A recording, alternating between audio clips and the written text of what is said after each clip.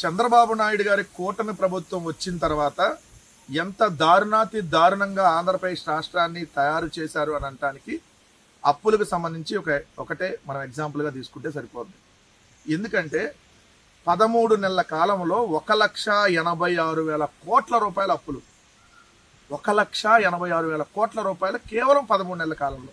జగన్మోహన్ రెడ్డి గారు 5 సంవత్సరాల్లో 3,32,000 కోట్ల రూపాయల అప్పులు చేస్తే, అంటే 60 నెలల్లో కోవిడ్ ఉంది, దాదాపుగా 2 సంవత్సరాలు కోవిడ్ ఉన్నా కూడా 60 నెలల్లో 3,32,000 కోట్ల రూపాయల అప్పు మాత్రమే చేస్తే, ఏ కోవిడ్ లాంటి ఘటనలు ఇప్పుడు లేకపోయినా కూడా ఆంధ్రప్రదేశ్ రాష్ట్రంలో ఈ 13 నెలల కాలంలోనే 1,86,000 కోట్ల రూపాయల అప్పులు చేశారు.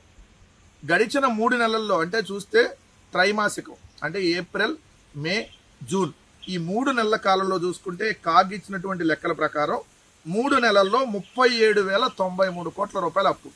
3 నెలల్లో 37,000 కోట్ల రూపాయల అప్పులు చేశారు.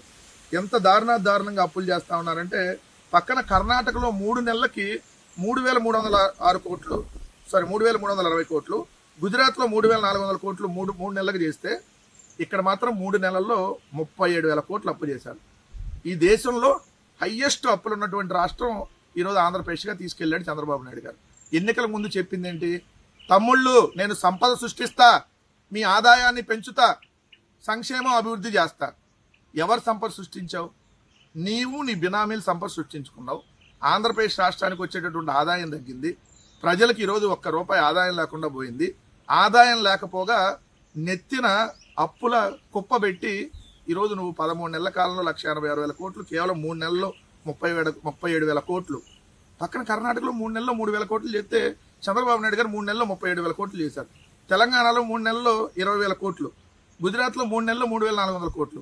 కానీ చంద్రబాబు నాయుడు గారు 3 నెలల్లోనే 37,000 కోట్లు చేసి రికార్డు సృష్టించాడు. అప్పుల్లో పాకిస్తాన్ని మించిపోయేటట్టుగా చంద్రబాబు నాయుడు గారు తీసుకెళ్లారు.